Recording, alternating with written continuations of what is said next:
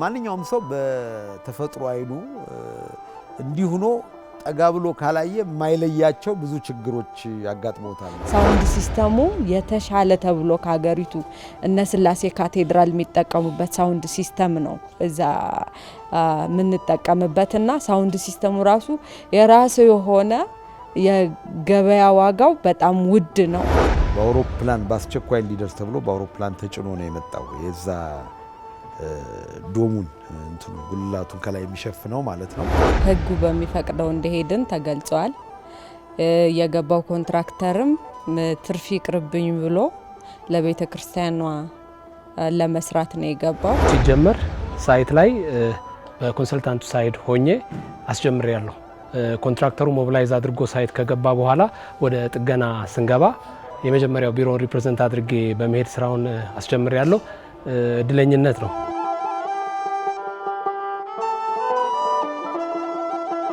የቁልቢ ደብረ ኃይል ቅዱስ ገብርኤል ገዳም ቀደም ሲል በልዑል ራስ መኮንን መልካም ፈቃድ የተመሰረተ ሲሆን እንደዚሁም ደግሞ በንጉሠ ነገሥት ግርማዊ ቀዳማዊ አጼ ኃይለ ሥላሴ ዘመነ መንግስት በንጉሱ ፈቃድና ልዩ ድጋፍ ይሄ የምንመለከተው አሁን ያለው ህንፃ ተገንብቶ ለረጅም ጊዜ አገልግሎት ሲሰጥ ቆይቷል።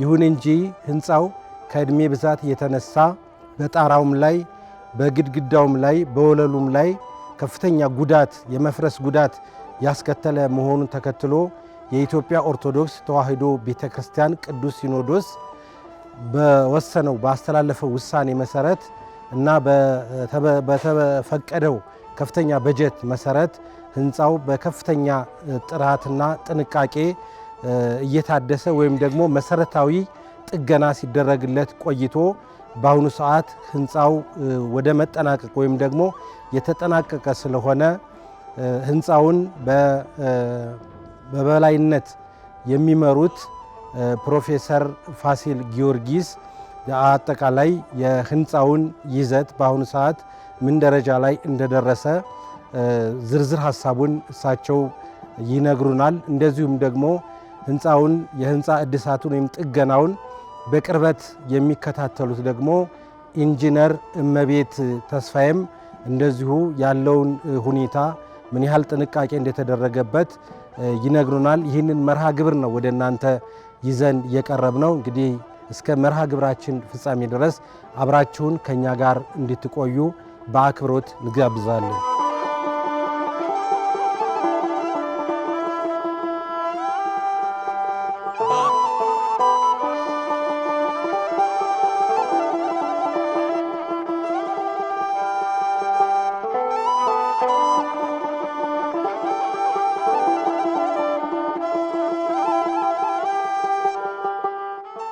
ራሔል ቅዱስ ገብርኤል ቁልቢ ገብርኤል ቤተክርስቲያን ከተሰራ ከ60 ዓመት በላይ አልፎታል።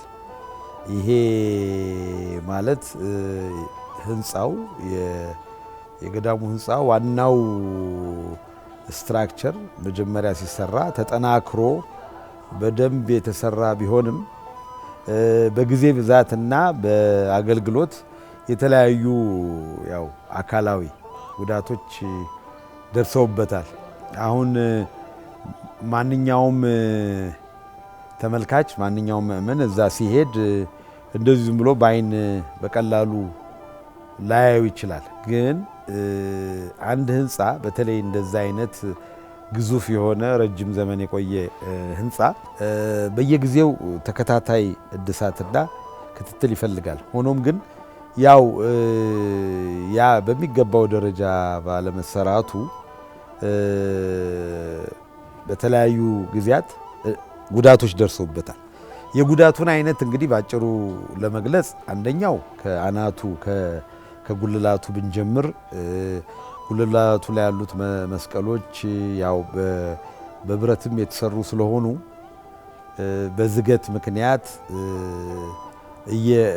የተለጠፈበት የተበየደበት አካባቢ ሁሉ የመላቀቅ አለ። ከሱ ዝቅ ስንል ይሄ ጉልላቱ ዶም የምንለው በኮንክሪት የተሰራው ዶም ውሃ ማፍሰስ ጀምሯል፣ በጊዜ ብዛት ማለት ነው። ውሃ ደግሞ በእኛ ስራ በጣም አስቸጋሪና ለመቆጣጠር በጣም የሚያስቸግር ነገር። የውሃው እየሰረገ መግባት ምንን አስከተለ? ዶሙ በጊዜው በጥሩ መልክ የተሰራ በሞዛይክ የለበሰም ቢሆን ያ ሞዛይክ አንድ ባንድ እየተቀረፈ የመውደቅና በተለይ አንዳንድ ጊዜም ሙከራ ተደርጎ ነበር ለማደስ አመሳስሎ ለመስራት። ያ ልክ እንደ ቆሰለ ገላ ለብቻ ይለያል። አሁን ማንኛውም ሰው በተፈጥሮ አይኑ እንዲህ ሆኖ ጠጋ ብሎ ካላየ የማይለያቸው ብዙ ችግሮች ያጋጥመውታል ማለት። ከዛ ወረድ ስንል ጣሪያው ራሱ በኮንክሪት የተሰራ ነው። ያ ኮንክሪት የተወሰነ ፍሳሽ ተደርጎለታል። ነገር ግን እንደዚህ አይነት በዚህ መልክ የሚሰሩ ፍሳሾች ቢያንስ በየ10 ዓመቱ እድሳት ይፈልጋሉ፣ ክትትል ይፈልጋሉ። ያ ችግሩ ሲያጋጥም ቀደም ሲል የነበሩ አባቶች የሞከሩት ነገር ምንድነው? ኮንክሪቱን የበለጠ በመሙላት ተዳፋት አድርጎ ወደ ውሃ እንዲወጣ ነው የታሰበው። ያም ሊያቆሙ አልቻለም። ባለማቆሙ ምክንያት በብረትና በቆርቆሮ ሌላ ጣሪያ ተሰራ። የነበረው ጣሪያ ላይ ሌላ ኬንች ተሰርቶ ቆርቆሮ ተመቶ በሱ ነበር የተወሰነ ዓመት የቆየው። ያም ቢሆን ለጊዜው ይከላከላል እንጂ ከጊዜ ብዛት የበለጠ ጉዳት ነው። አሁን በዛም ቢሆን እየሰረገ የሚገባው ውሃ ኮርነሮቹ ላይ አሁን እዚህ ጣሪያው ላይ ኮርኒሱ ላይ ስናይ በየጥጋጥጉ የሻጋታ እናያለን። ቅድም እንዳልኩት ከፍታ ስላለው ቀስ ብለን አናየው። ምናልባት ምእመናን እዛ ቤተ ክርስቲያን ሲገቡ በጣኑ በምኑ ስለሚሆኑ አእምሯቸው ቤቱ ላይ ያለውን ጉዳት ለመለየት ያቅታቸዋል። ግን እኛ ያው ሙያው ውስጥ ያለን ሰዎች ያንዳንዷን ጉዳት እንደ አሁን በሽተኛ ሆስፒታል ሊታከም ሲሄድ ምርመራ ሲያደርግ ትንንሽ ቁስሎች፣ ትንንሽ ጉዳቶች ይኖሩታል። ያ ጉዳት በዝቶ ነው ህይወትን የሚያጠፋው። ግን ህንጻም እንደዚሁ ነው። ትንንሽ ጉዳቶች በጊዜው ታይተው ካልተስተካከሉ መጨረሻ ላይ እጅግ በጣም ውድና አስቸጋሪ ጉዳት ህንጻው ላይ ይደርሳል እና አሁን የተደረሰበት እንግዲህ እነዚህ የሚያፈሱ አካላት ማፍሰሱ ብቻ አይደለም። ከታች በሚያፈስበት ጊዜ ምን ይፈጥራል? ስዕላቱ በሙሉ የመበላሸት እዚህ ዶሙ ስር ያለውም ግድግዳ የመሰነጣጠቅ ነገር በሚሰነጣጠቅበት ጊዜ አንድ የምናየው ትልቅ ችግር ምንድነው? ሲሚንቶ ራሱ ከላይ እየወረደ ሰው ላይ ሊወድቅ ይችላል። ያ እንግዲህ ሊደርስ እየተቃረበ ያለ ነው። እኛ አይተን በዚህ አባቶችም ገዳሙን የሚያስተዳድሩ ሰዎች በየጊዜው አብረው ስለሚኖሩ ችግሩን በየቀኑ ያዩታል እና እኛን እንደ ባለሙያ ሲጠይቁን እሱን አይተን አረገ። ከዛ ደግሞ በተረፈ እንግዲህ የቅርሱ ጥገና የቤተ ክርስቲያኑ ጥገና የተበላሹ ነገሮችን መጠገን ብቻ ሳይሆን አሁን ዘመኑ የደረሰበትን አገልግሎት እንዲሰጥ የመብራት፣ የድምፅ የመሳሰሉ ነገሮች ሁሉ ተስተካክለው መሰራት ይኖርባቸዋል። እንግዲህ የዛሬ 60 ዓመት የተሰራ የኤሌክትሪክ እና የድምፅ ሲስተም አሁን ካለው ጋር አይጣጣምም። ቴክኖሎጂውም በጣም ተራቋል። እሱንም እግረ መንገድ የማስተካከል ነው። ሌላው ወደ መሬቱ ስንወርድ ንጣፉ በጥርብ ድንጋይ ነው የተሰራው። የመሬቱ ንጣፍ የወለሉ ንጣፍ ማለት ነው። ያ እንግዲህ ምእመናን አባቶች ቆመው ቅዳሴ ሲከታተሉ በጣም የመቀዝቀዝና የመሆን ነገር አለ። በምንጣፍ ነው እስካሁን የምንከላከለው። ግን ያንን በዚህ ሁኔታ መቀጠል የለበትም ተብሎ ሙሉ ለሙሉ በፓርኬ በእንጨት ተደርጎ በፓርኬ ለብሶ ማንኛውም ምእመን እና አባቶችም ካህናትም እንደልባቸው ቅዝቃዜው ሳይመታቸው የሚከታተሉበት ሁኔታ ይፈጠራል። ወለሉ ላይ ንጣፉ ላይ ሲሄድ ንጣፎቹም የተወሰኑ ንጣፎች የመሰባበርና የመሸራረፍ ነገር አለ። አሁንም ቅድም እንዳልኩት ህብረተሰቡ በብዛት ሲሄድ ይሄን ጉዳት ባይኑ በቀላሉ ያየው እና ንጣፎቹ በአብዛኛው ተሰነጣጥቀው ተሸራርፈው ነው ያሉት። እነሱ በሙሉ ዙሪያው ያለው ንጣፍ የቤተ ክርስቲያኑ የውጭ ንጣፍ በሙሉ ተቀይሮ እንደ አዲስ ነው የተሰራው። ንጣፉን ስንሰራ ደግሞ ምንድነው የተደረገው? ከላይ የሚወርዱት አሸንዳም ተጨምሯል። ምክንያቱም ቅድም ያልኩት የፍሳሽ ችግር አለ። አሸንዳው በመሬት ስር ሆኖ በላይ ሳይሆን በመሬት ስር ሆኖ ሲስተም በደንብ ተበጅቶለት ከቤተ ክርስቲያኑ ቅጥር ግቢ ወጥቶ እንዲፈስ ነው የተደረገው። ይሄ እንግዲህ እድሳቱን ብቻ ሳይሆን አገልግሎቱን የተሻለ የማድረግ ነው። በተለያዩ ጊዜያት ደግሞ ምእመናን እንግዲህ ለቤተ ክርስቲያኑ ካላቸው ቀናኢነት አንጻር አንዳንድ የሚቀጠሉ በአሉሚኒየም በብረት በምን የሚሰሩ ነገሮች አሉ። ይሄ እንግዲህ ቅድም እንዳልኩት ቅርስ ይዘትነት ያለው ታሪካዊና ሃይማኖታዊ ህንፃ ነው። ይሄንን በእንዲህ መልክ በነካካትና ማበላሸት ከክፋት አይደለም ካለማወቅ ነው። እነዚህን ነገሮች በሙሉ ተነስተው ቀድሞ ወደ ነበረበት አቋም እንዲመለስ ነው የተደረገው። እላይ ደወል ቤቱም ላይ ስንወጣ ደወሉ የተንጠለጠለበት ቢም በክብደትና በመወዛወዝ ምክንያት ተሰንጥቋል። ያም እንደገና በደንብ ተጠናክሮ ይሰራል። ቅድም እንዳልኩት የዚህ የግድግዳውም ተኩስ ቀለም እንግዲህ ያው ካለማወቅ ነው። አንዳንዴ ለማሳመር ተብሎ የሚጨመሩ ቀለሞች አሉ። እነሱ ሁሉ ተጨመሩ እና ይሄንን ወደ ነበረበት ቅድም እንዳልኩት ወደ ነበረበት ኦሪጂናሊ ሲሰራ ወደ ነበረበት ግርማ ሞገስ መመለስ ነው። መስኮቶቹንም ስናይ የወላለቁ መስኮቶች አሉ። ብረቶቹ አርጅተዋል፣ ፍሬሞቹ አርጅተዋል። የብረት ፍሬም እድሜ ገደብም አለ እና በዛ ምክንያት መስታወቱን ያጣበቀው ይሄ ስቱኮ የምንለው ነገር ሁሉ የመላቀቅ ነገር አምጥቷል። ያንን እንደገና በስርዓት ተነስቶ በትክክል የወላለቁት መስታወቶች ተስተካክለው ነው እየተሰራ ያለው እና የውስጥም ስንገባ ስዕላቱም ቅድም ባልኩት በውሃ ምክንያት በተለያየ ምክንያት ተጎድተዋል። እነሱም የዚሁ የእድሳቱ አካል ናቸው። ዶሙ ላይ የምናየው ስንጥቅም እንደገና በጥንቃቄ ተስተካክሎ የቅርስ ጥገና ሕግ በሚጠይቀው መሰረት እነዛ ተስተካክለው ስዕሎቹ እንደገና ታድሰው ልክ መጀመሪያ ወደ ነበሩበት ቦታ ነው የተመለሱት ማለት ነው። ስለዚህ አንድን ቅርስ ወይም አንድ እንደዚህ አይነት ትልቅ ቤተክርስቲያን አናታችን ላይ እስኪወድቅ ድረስ አይደለም መጠበቅ ያለብን።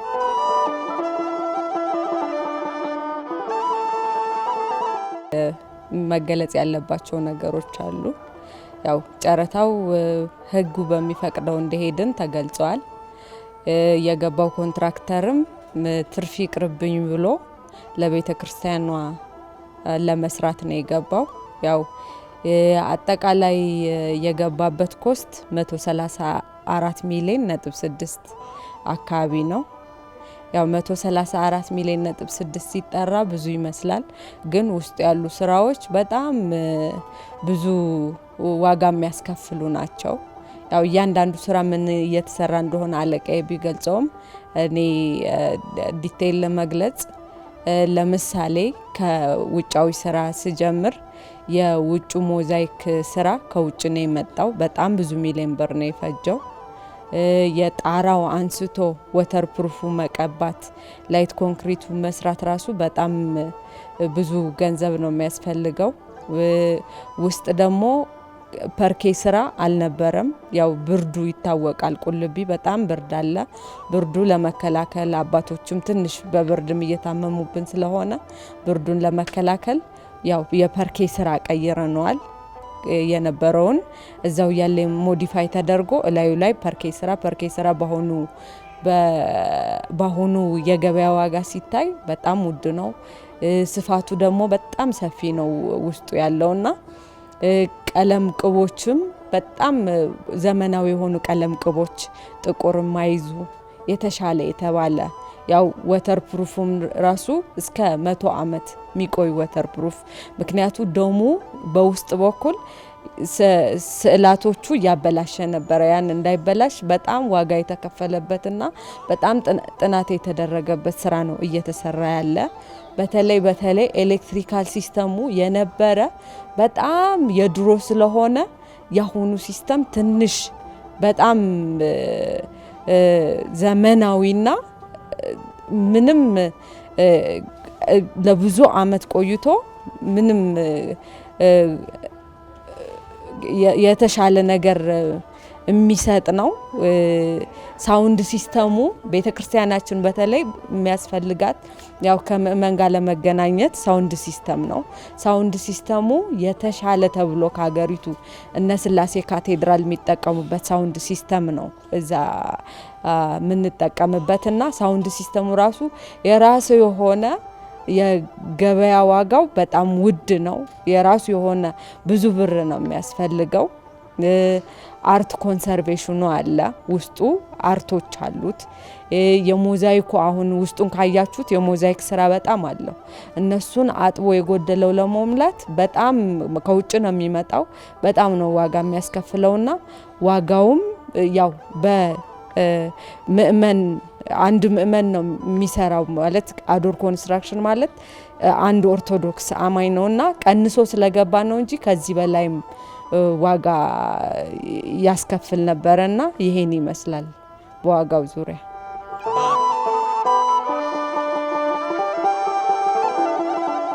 ምንድነው የስራ ተቋራጭ የኮንትራክተር መረጣውም ያው በጨረታ ሂደት ነው የተካሄደው።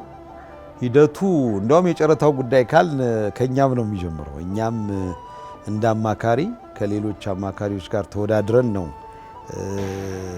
ያው ባለን የስራ ልምድ ተብሎ ከመመዘኛው አንዱ ትልቁ ነገር እሱ ስለነበረ በዛ ነው የተመረጠው። የስራ ተቋራጭም ሁኔታ በዚሁ ነው የሄደው። በሁለት ደረጃ ነው እንደውም የተካሄደው። የመጀመሪያው መለየት በዚህ ስራ ላይ የቆየ ስራ ልምድ ያላቸው አቅም ያላቸው ይሄን ነገር ሊሰሩ ይችላሉ የሚሉትን ኮንትራክተሮች ተጋበዙ። ከነዛ ከተጋበዙት ውስጥ የተሻለ የሚባለውና በውጤት የበለጠ ያመጣውና በዋጋም የተሻለ ዋጋ ሁለቱን ነው እንግዲህ ቴክኒካል ፋይናንሻል የምንለው አለ። ሁለቱ ተወዳድሮ አቅም ተወዳድሮ ነው አዶር ኮንስትራክሽን የሚባለው ድርጅት አሸንፎ ወደ ስራ የገባው። እግዚአብሔር ይመስገን ተቋራጩም ልክ እንደ ማንኛውም ስራ ሳይሆን በተለየ አይቶ ነው የቁልቢ ገብርኤልን እድሳት በማካሄድ ላይ ያለው። ደግሞ ስራው በተለይ አንዳንድ ከውጭ የሚመጡ ማቴሪያሎችን የሚጠይቅበት ሁኔታም ነበረ። ለምሳሌ ሞዛይኩን ብንወስድ ሞዛይኩ አሁን ኢትዮጵያ ውስጥ ያ ሞዛይክ ሊገኝ አልቻለም። እዚህ ውጭ ድረስ ተሂዶ በአውሮፕላን በአስቸኳይ እንዲደርስ ተብሎ በአውሮፕላን ተጭኖ ነው የመጣው። የዛ ዶሙን እንትኑ ጉልላቱን ከላይ የሚሸፍነው ማለት ነው። ቅድም እንዳልኩት ያው ተገቢ የሆነውን የስርገት መከላከያ ከተደረገ በኋላ አሁን እየተካሄደው። ስለዚህ ፕሮጀክቱ ፌዝ 1 የመጀመሪያው እርከን ታቦተ ሕጉን ለመመለስና ለሐምሌ 19 በዓል የቁልቢ ገብርኤል በዓል እንዲደርስ የመጀመሪያው ፌዝ ያልቃል። ከዛ ቀጥሎ ደግሞ ሌሎች ስራዎች አሉ። በዚህ ብቻ የሚያቆም አይደለም። ሌሎች ቅጥር ግቢውን ያሉ ግቢ ውስጥ ያሉትን የተለያዩ ግልጋሎቶችን የማሻሻል የመግቢያውን ደረጃ ምእመናን ሲመጡ ደግሞ አሁን እንደሚታወቀው የማረፊያ የመጸዳጃ ችግር አለ። እነዚህን ነገሮች በሙሉ የደብሩ አስተዳደር ቤተ ክህነትም ባለፈው ብፁዓን አባቶች መጥተው ነበር እና በጎበኙበት ጊዜ ይህንንም ደግሞ አሳስበዋል። እኛም ጎን ለጎን ጥናቱን እያካሄድን ነው። ይሄ የመጀመሪያው ደረጃ ምርቃት ከተደረገ በኋላ ቀጣይ ስራዎች ደግሞ ይመጣሉ። ሌሎቹ ስራዎች ቤተክርስቲያኑን እንደው የሚገባውን ደረጃ ለምእመናን ትልቅ የህዝብ ጎርፍ ነው የሚመጣው። ያንን ለማገልገልና በደንብ ተመችቶት እንዲሄድ ለማድረግ ነው እንግዲህ እየተሰራ ያለ።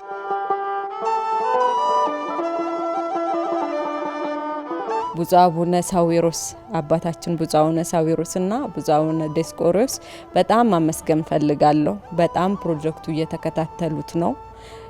በጣም እንድንሰራ እያገዙን ነው። የቸገረንም ነገር መፍትሄ እያረጉልን ነውና ከነሱ ምስጋና ቀጥሎ ያው እኛም 24 ሰዓት ማለት ይቻላል ስልካችን ክፍት ነው። ሳይት ውስጥ ያሉት ቅዳሜም እሁድም አያርፉም እና ኮንትራክተሩም በሁለት ሽፍት ነው የሚሰራው። የሚመጡ ማቴሪያላቶችም ራሱ ባለቤቱ ሂዶ ነው ያመጣው።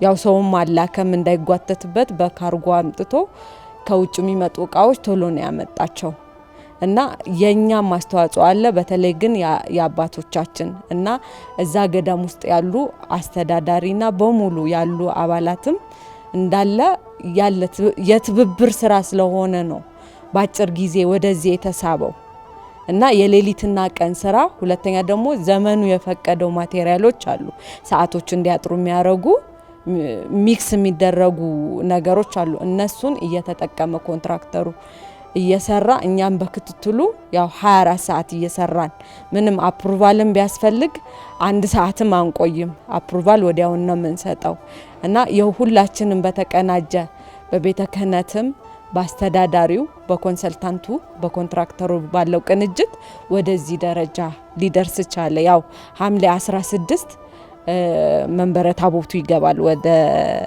ቤቱ። እዚህ ያው ሐምሌ 19 ደግሞ ምእመን ለክብረ በዓሉ ይመጣልና ለዛ ነው ሊሳካ የቻለ። የአራታችንም ቅንጅት ነው ሊሳካ የቻለ።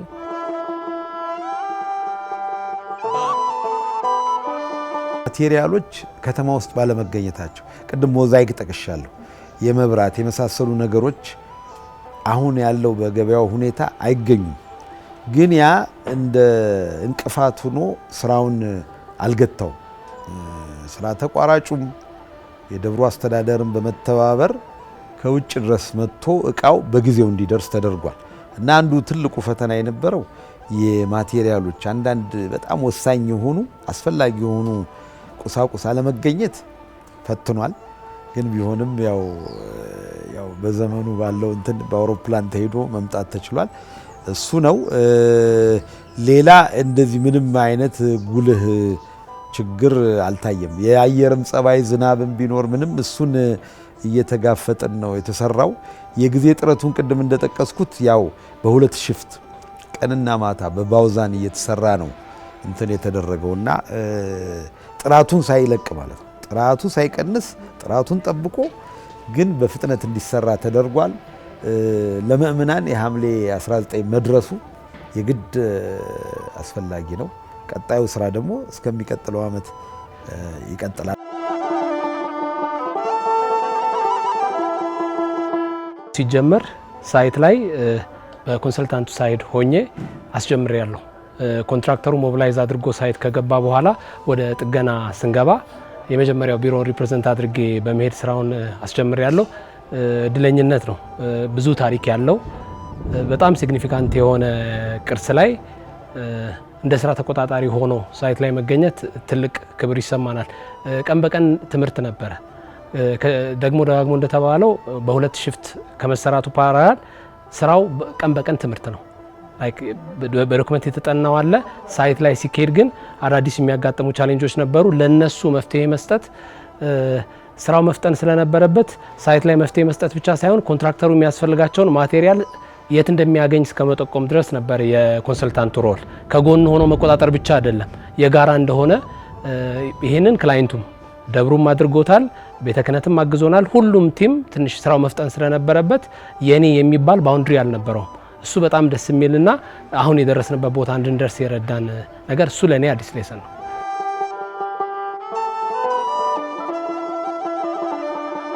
የተወደዳችሁና የተከበራችሁ ተመልካቾቻችን በታላቁ ወይም ደግሞ በስለት ሰሚው በቁልቢ ደብረ ኃይል ቅዱስ ገብርኤል ህንፃ እድሳትና ጥገና ዙሪያ የነበረን መርሃ ግብር ይህንን ይመስላል።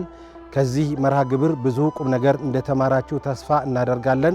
እንግዲህ ትልቁ አስደሳች የምስራች ደግሞ ህንፃው ሙሉ በሙሉ ታድሶ ወይም ጥገና ተደርጎለት የተጠናቀቀ ስለሆነ በፊታችን ሐምሌ 16 ቀን 2018 ዓመተ ምህረት የቅዳሴ ቤቱ በዓል በብፁዓን አባቶች ተባርኮ እንደሚከበርና ምእመናንም በውስጡ ገብተው ስርዓቱን ቅዳሴውን እንደሚከታተሉ ቆመው እንደሚያስቀድሱበት ተረድተናል ማለት ነው። እንግዲህ እንኳን አደረሳችሁ ለማለትም እንፈልጋለን። በአጠቃላይ በውጭም በሀገር ውስጥም ያላችሁ ምእመናን የቅዱስ ገብርኤል ወዳጆች ሁሉ በዚሁ መሰረት ወደዛው ወደ ቦታው በሚኖረው መርሃ ግብር በቅዱስ ገብርኤል ገዳም ተገኝታችሁ የዚህ ታላቅ ክብር በዓል ተሳታፊ እንድትሆኑ ጥሪያችንን እናስተላልፋለን። ቀሪ የቴሌቪዥን መርሃ ግብራችንን እንድትከታተሉ እየጋበዝን እኛ በዚህ እንሰናበታለን።